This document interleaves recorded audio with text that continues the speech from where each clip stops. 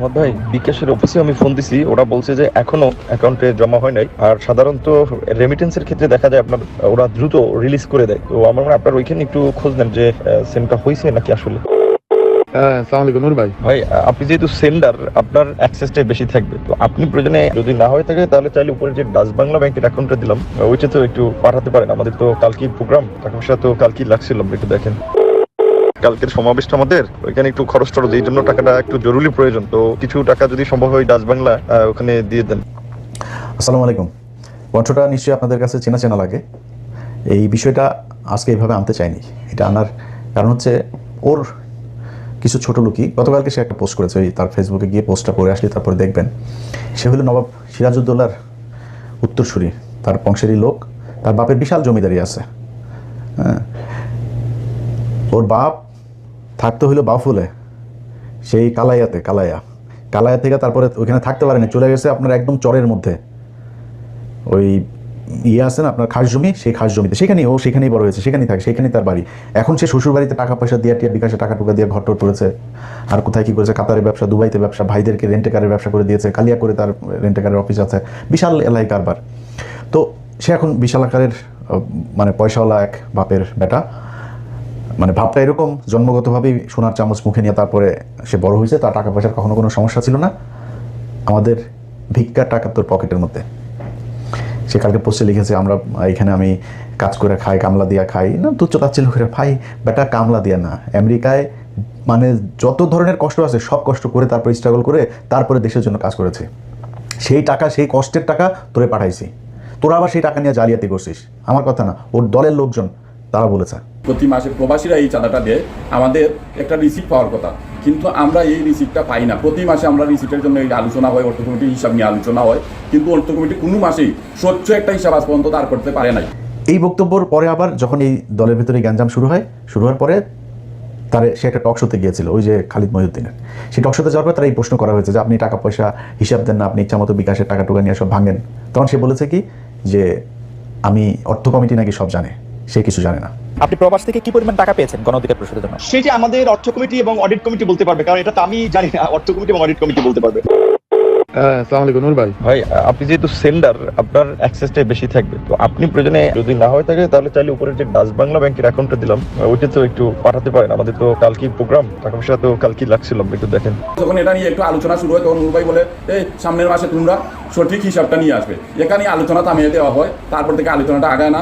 এইভাবেই অর্থ কমিটি চলতেছে, কোনো স্বচ্ছতা অর্থ কমিটির আজ পর্যন্ত এই 1.5 বছরে আমরা সঠিক হিসাব পাই নাই। ও চুরি করতো, এটা ওর দলের মানুষ। এই যেটা ছাত্র অধিকার পরিষদ বলেন, ওই যে কোটা আন্দোলন বলেন, এই কোটা আন্দোলন দিয়েই তো সবার উত্থান। আপনি আসিফ বলেন, নাহিদ বলেন, ওই ওর আশপাশে যারা যে 2-4 জন আছে, ওর সাথে কেউই নেই এখন। ও খালি রাশেদার, ও এই বাইরে ওর সাথে কেউ নেই। ওর শ্বশুরবাড়ির কিছু লাঠিয়াল আছে, ফুফাতো ভাই, খালাতো ভাই, চাচাতো ভাই, চাচাতো ভাই, এগুলো মিলে বরিশালের একটা গ্রুপে নিয়ে, একটা লাঠিয়াল বাহিনীরে নিয়ে ও এনে ধান্দাবাজি করে। এই ধান্দাবাজি করেই তার চলছে। এখন সে নিজের বিরাট আকারের পয়সাওয়ালা লোকজন, বিরাট আকারের মানে অনেক কিছু হয়ে গেছে। তো বুঝছেন না, ফকিন্নের পোলারে আপনি যদি নাকি টাকা পয়সা দেন, ও তো এটার গরম সহ্য করতে পারবে না। এখন যখন কিনা ওর এই টাকা পয়সাগুলো আমরা 2000 কত সাল, এটা 19 সাল, 19 তারপরে 20, ওই সময়টাতে সবচেয়ে বেশি টাকা তাকে দেওয়া হইতো। একবার তার প্রতি মাসে আমরা 1-2 এরকম প্রতি মাসে দিতাম বিভিন্ন জনের কাছ থেকে তুলে। তো তাদের ভেতরে একজনের কাছে $2500 পাঠানো হয়েছিল একবার, আমার মনে আছে। এই টাকা এরকম অনেকে পাঠিয়েছে এখানে, মানে আমেরিকায় যারা আছে আপনি খোঁজ নেবেন, ওই নায়েব আলী, ওই যে মাসুম, এরকম যারা আছে পরিচিত লোকজন যারা আছে, আপনারা তাদের কাছে জিজ্ঞেস করেন, সবাই টাকা দিয়েছে। এবং মানুষের কাছ থেকে নিয়ে তারপরে টাকা দেওয়া হয়েছে। আমি যদি দিয়েছি $500, আরেকজনের কাছ থেকে নিয়েছি $500। আর যদি কোনো সময় দেখা গেলো $100 আছে, ওকে $100 কত ভাই, 1000 হয়েছে, দান পাঠান। এভাবে টাকা পাঠানো হইতো। সেই টাকা $2000 তাকে পাঠানো হতো। তখন $85, $84, $86 এরকম $1 রেট পাঠানো হইলো। সম্ভবত মনে হয় বাংলাদেশি টাকায় 2 লাখ বা এরকম কিছু, আমার মনে নেই। বাট $2500 আমরা পাঠিয়েছিলাম, 2500। এই টাকা পাঠানোর পরে এখন হঠাৎ করে এই নুরু ফোন দিচ্ছে যে ভাই টাকা তো আসেনি। টাকা তো পাঠানো হয়েছে, ওর সাথেই নামটার বললাম না ওইটা। এরপরে সে ধরা খাওয়ার পরে বলতেছে ভাই আমার বাচ্চা হয়েছে, ওয়াইফের ডেলিভারি, হসপিটালের বিলে টাকাটা খরচ হয়ে গেছে, আমি এটা খরচ করে ফেলছি। পরে আবার পাঠাইছি আমরা। এরপরে আবার ফের এই তুলে তারপরে তাদেরকে টাকা পাঠানো হয়েছে। নুরু এত সহজ না। আমেরিকার জীবন, আমেরিকায় আসে আর টাকা গাছ থেকে পড়ে যায় এরকম না। এখানে যারা স্যুট টুট পরেও বাংলাদেশে যায় না, এরা এখানে কে কী করে, তোর তো 14 গোষ্ঠীর মধ্যে মনে হয় আমেরিকা কেউ থাকে না, থাকলে জিজ্ঞেস করিস। ফকিন্নির বাচ্চা, তুই যে ভাব মারিস এখন, তোর যদি টাকা পয়সা সারা জীবনে যদি তুই বাংলাদেশের সালমানের প্রমাণও হইস, তাও আমরা বুঝবো তুই যে ফকিন্নির পোলা। তোর বাপ চরে থাকতো, তোরা এই কালায়া থেকে যায়, তারপরে তোর থাকার ঘর ছিল না, সেখানে কালায়া থেকে থাকতে, এটা আমরা জানি। এটা তুই কি ঠিক করতে পারবি? এই কথাগুলো আজকে আনতে চাইনি।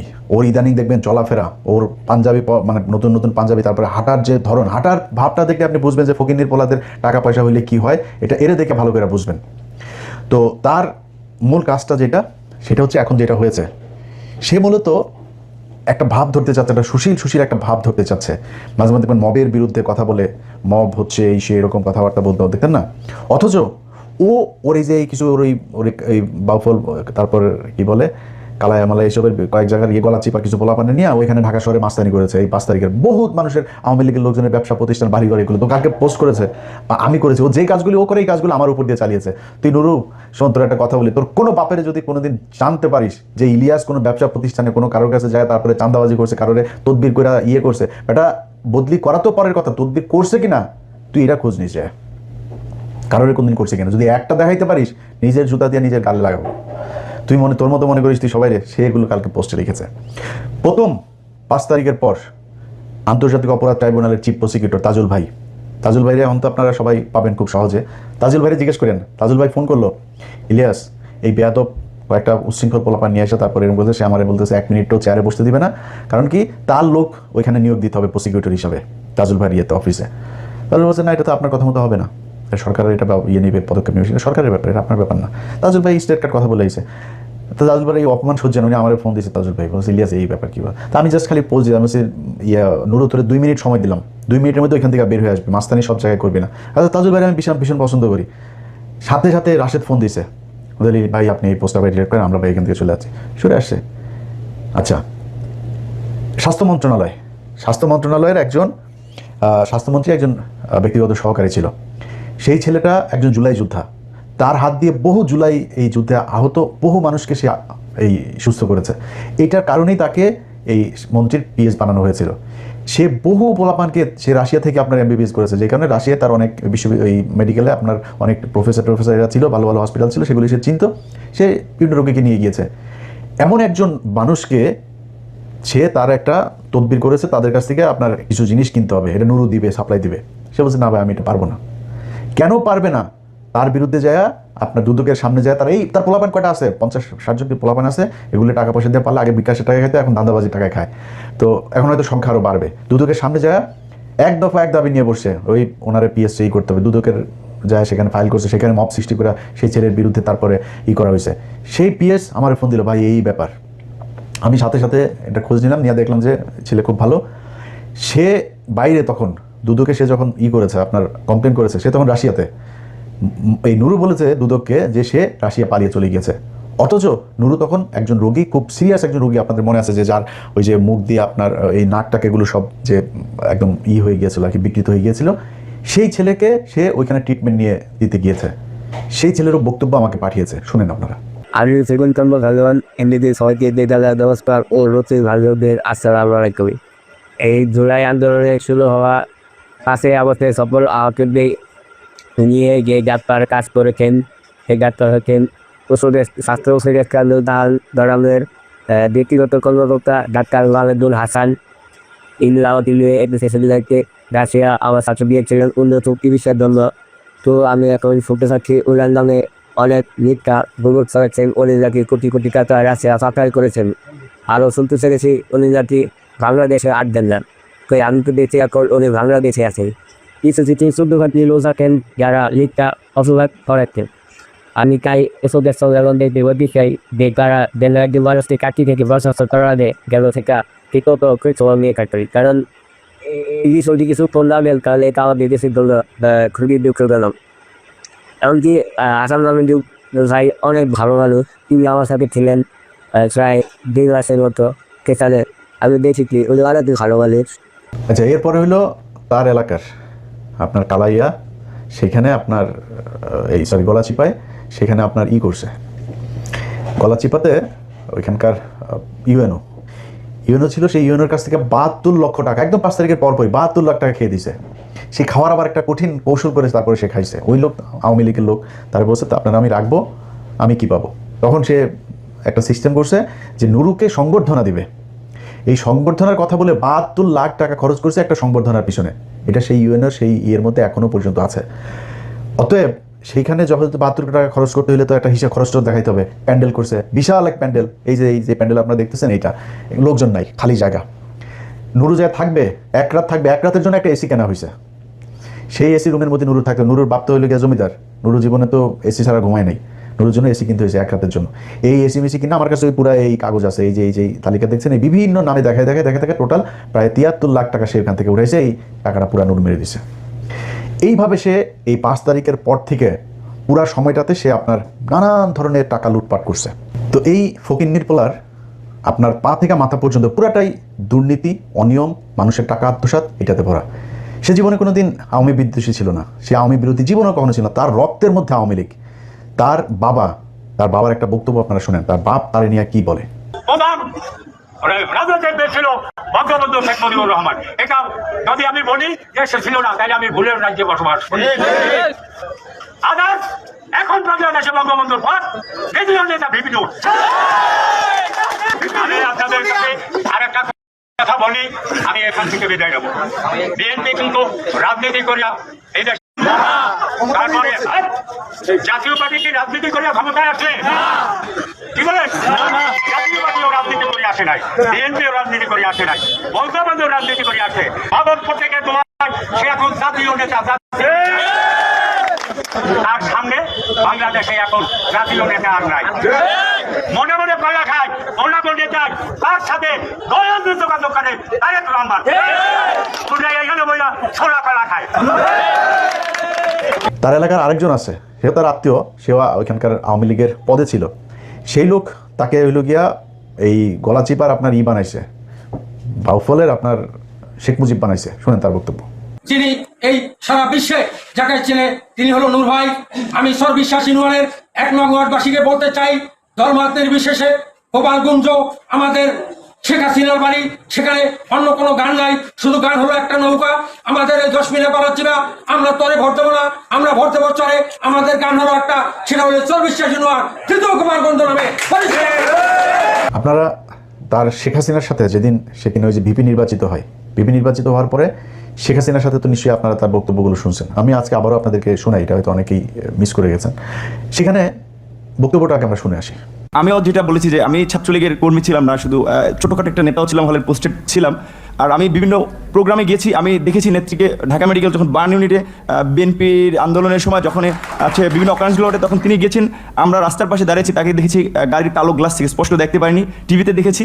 আর আজকে দেখার পর আমি অনেকক্ষণ চেয়ে রয়েছি। আমি 2.5 বছর বয়সে আমার মা মারা যায়, আর আমার ছোটো ভাই এখানে এসেছে, ওর বয়স ছিল তখন 1 বছর।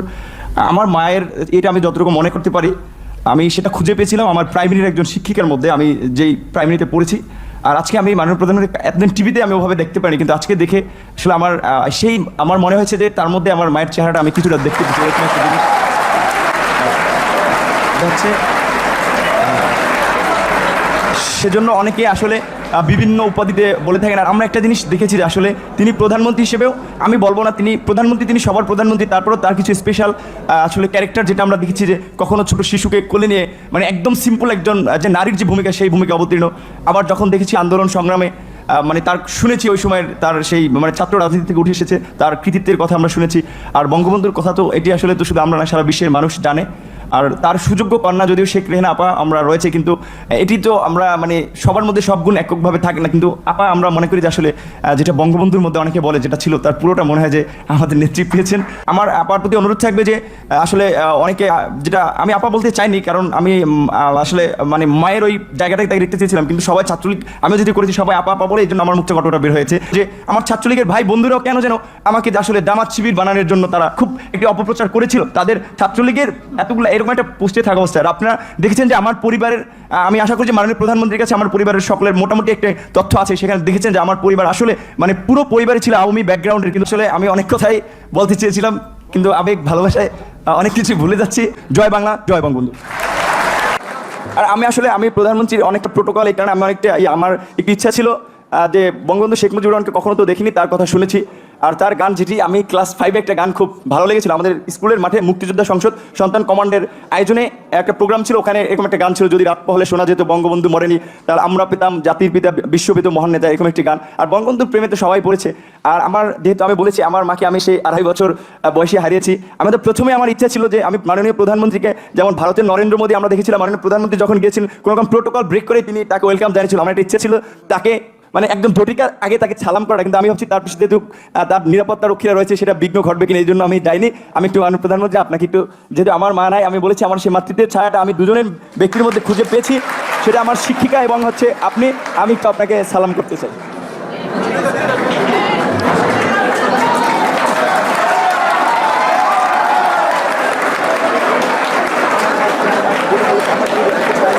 দেখেন, তাকে এই কোটা আন্দোলনের পোলাপান, এটা তো সে একা করে নাই, এই আন্দোলন যারা করছে তাদের ভেতরে অন্য যারা ছিল, ওই দিন যখন সে শেখ হাসিনার ওই প্রোগ্রামে যায় সবাইকে নিয়ে গেছে এক গাড়িতে, আর তাকে নিয়ে গেছে আবার আরেক গাড়িতে, এটা প্রমাণও আছে। ছাত্রলীগ নেতারা ঢাকা বিশ্ববিদ্যালয়ের বাসে করে গণভবনে গেলেও পিপি নুরুল হক ও সমাজসেবা সম্পাদক আক্তার হোসেন যান আলাদা গাড়িতে। এই আলাদা গাড়িতে নেওয়ার কারণ হচ্ছে তারে শেখ হাসিনা ওই দিনই তাকে পারচেজ করে, সে ওই দিন তার কাছে বিক্রি হয়ে যায়, এবং যেই কারণে যারা তার সাথে এতদিন আন্দোলন করছিল তারা আবার ঢাকা বিশ্ববিদ্যালয়ে পরের দিন সংবাদ সম্মেলন করে এটার অভিযোগ করে। কিন্তু আমরা মনে করি তিনি যে বক্তব্য পূর্বে দিয়েছেন এবং গতকাল যে বক্তব্য দিয়েছেন এটি এক ধরনের মানে টোটাল আন্দোলন স্পিরিটের জন্য ক্ষতিকর বলে আমরা মনে করি। যে আন্দোলনটা যে করতে যাচ্ছিল এবং তার মুখের দিকে সারা দেশে ঢাকা বিশ্ববিদ্যালয়ের ছাত্র সমাজ তাকিয়েছিল, এটি ঢাকা বিশ্ববিদ্যালয়ের ছাত্র সমাজকে যথেষ্টভাবে হতাশ করেছে বলে আমরা মনে করি। তার সাথে গতকাল তিনি গণভবনে বক্তব্য দেওয়ার পরে তার সাথে আমরা এখনো মিটিংয়ে বসতে পারিনি। তার সাথে আমরা বারবার যোগাযোগ করার চেষ্টা করেছি যে আপনি যে বক্তব্যটা দিয়েছেন এই বক্তব্য কি আপনি নিজে স্বীকার করে দিচ্ছেন, তার মানে আপনি কি চান না যে আন্দোলনটা চলুক কি চলুক না। তিনি এখনো আমাদের সামনে এটি স্পষ্ট করেননি। যেহেতু তিনি স্পষ্ট করেননি, আমরা মিডিয়ার মধ্য দিয়ে যে বক্তব্য গণভবনে প্রধান বক্তব্য যেটি পেয়েছি এটি যথেষ্ট সাংঘর্ষিক।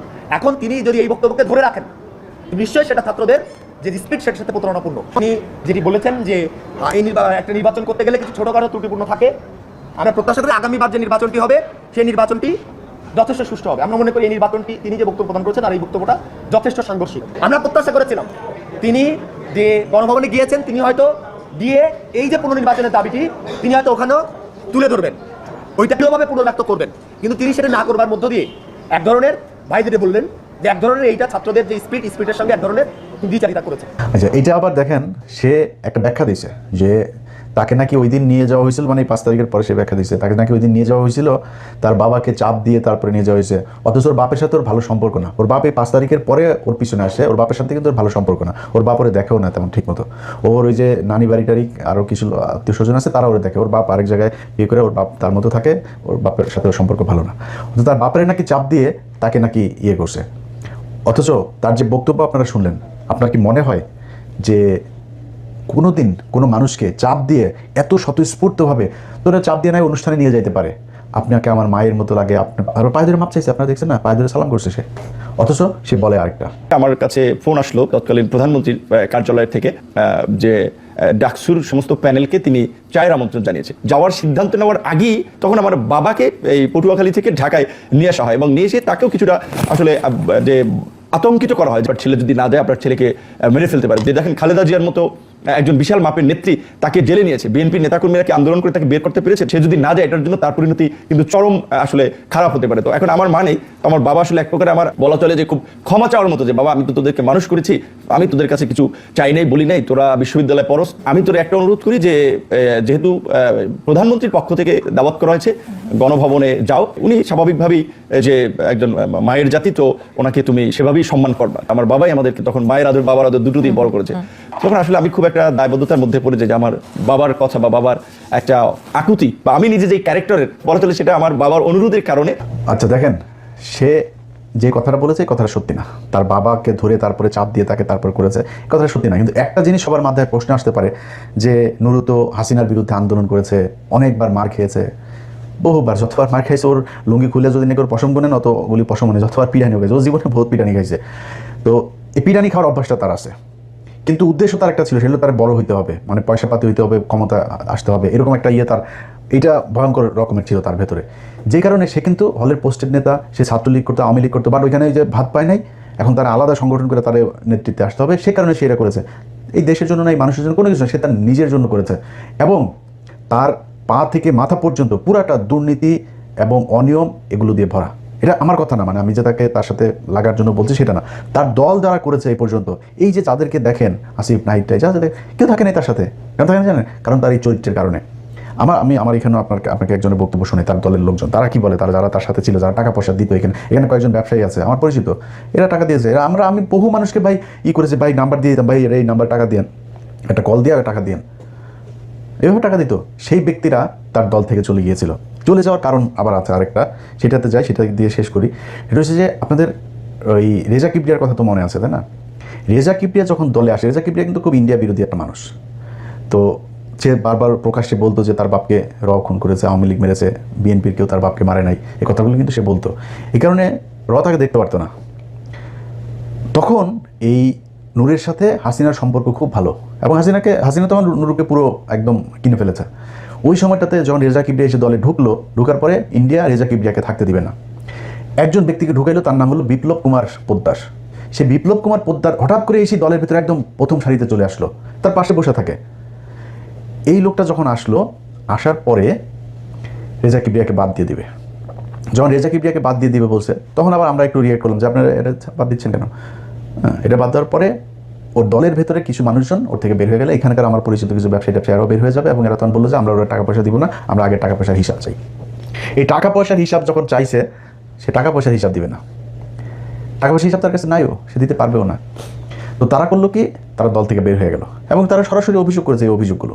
এনিওয়ে, আমি ওনাকে প্রতি মাসে আমি টাকা দিতাম দলের জন্য, কিন্তু ওনার নামে, ওনার অ্যাকাউন্টে, ওনার বিকাশ নম্বরে আমি টাকা দিতাম। সো এটা আজ থেকে আমি আর দিব না। এমনকি আমি ওনার সাথে কোনো দল করব না, এই দলের মধ্যে আমি নাই। উনি জাতির কাছে আইসে মাফ চাও, যদি জাতি মাফ করে দেয় ভালো, আর এইরকম দেশের গাদ্দারের সাথে আমি কাজ করব না। আর যদি আপনারা প্রমাণ সহকারে রিসিপ্ট সবকিছু দেখতে চান, আমি দিয়ে দিব ইনশাল্লাহ, এবং কি প্রুফ সবকিছু আছে। আমি ওনাকে প্রতি মাসে টাকা দিতাম, উনি একটা টাকাও দলের মধ্যে দেয় নাই। আমরা আমেরিকা থেকে অনেক টাকা পয়সা এই দলের জন্য দিয়েছি, যেটা এখন পর্যন্ত আমরা কোনো হিসাব পাইনি, অর্থ কমিটির কাছেও পাইনি, নূরের কাছেও পাইনি। আমরা বিকাশের মাধ্যমে, বাই অ্যাকাউন্টের মাধ্যমে, বাই পিন নম্বরের মাধ্যমে আমরা লক্ষ লক্ষ টাকা এই দলের জন্য দিয়েছি। আমরা আর কোনো টাকা পয়সা এই দলের জন্য খরচ করব না, কারণ এই দলটা এখন এনডিআর হাতে চলে গেছে। আর সদস্য সচিব এটাই করতেছে, এনডিআর রয় ওনাকে যে মেসেজটা দিতেছে এটাই উনি করতেছে। আপনারা দেখেন যে উনি ডক্টর রেজা কিবরিয়া ওনাকে বের করার ফায়দারা উনি করতেছে, আসলে উনি করতেছে না, এটা রোর মাধ্যমেই হয়েছে, কারণ রেজা কিবরিয়া এগেনস্ট অফ র।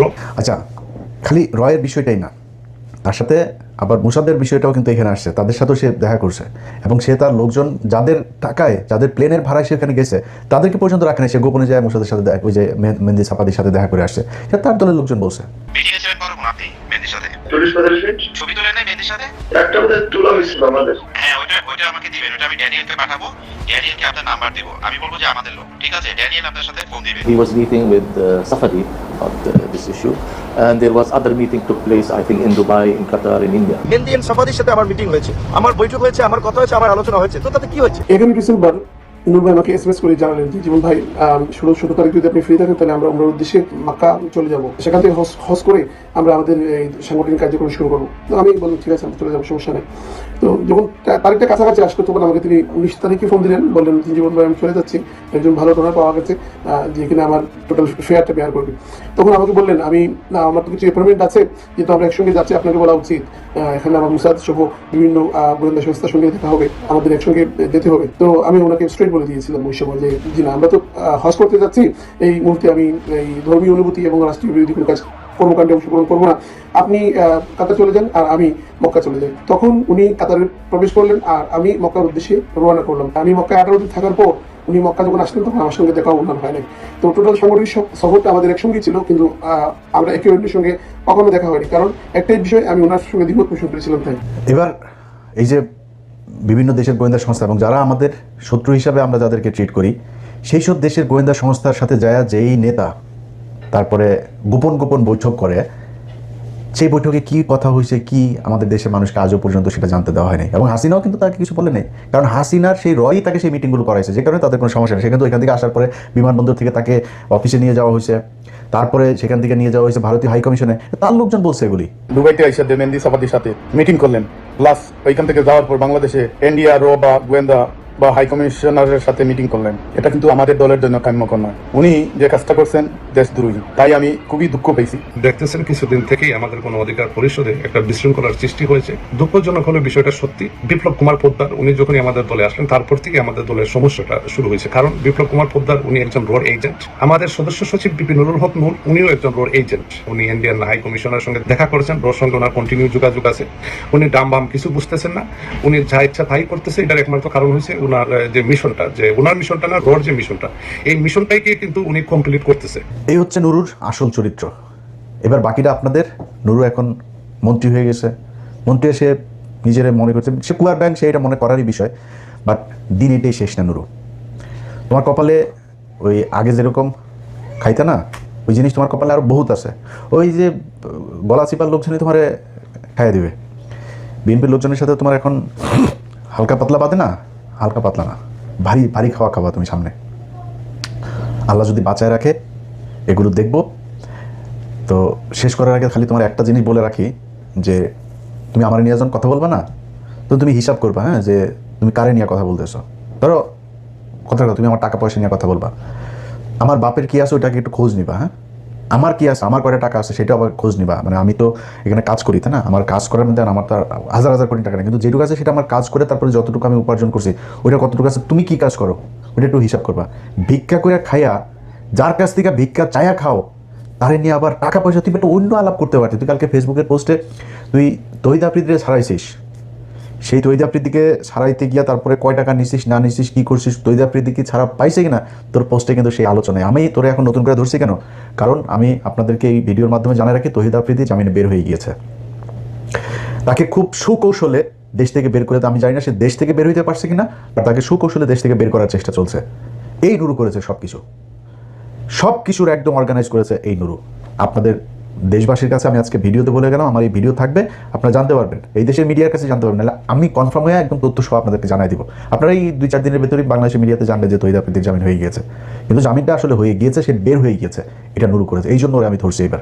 সো তুই টাকা পয়সা নিয়ে তারপরে ধান্দাবাজি করিস, আর আমি এই যারা ধান্দাবাজ তাদেরকে ধরানোর জন্য নিজের জীবন বাজি রেখা, নিজের বিপদে ফেলে শত্রুতা তৈরি করে তারপরে তাদের শাস্তি চাই। এটা তোর মধ্যে আমার মধ্যে পার্থক্য। আর তুই আমার নিয়ে যখন কথা বলবি না, তোর পেটটার মধ্যে একটু হাত দিবি, দিয়ে দেখবি যে আমার কষ্টের টাকা তোর পেটের মধ্যে আছে, তোর টাকা আমার পেটের মধ্যে নেই, জীবনে আসবেও না, ইনশাল্লাহ আসবেও না। তোর না খায় মারা গেলেও তোর কাছে ভিক্ষা করবো না, তুই যেন ভিক্ষা করতে পারিস ওটা আমার হবে না। সো খুব হিসাব করে কথা বলবি। আল্লাহ হাফেজ।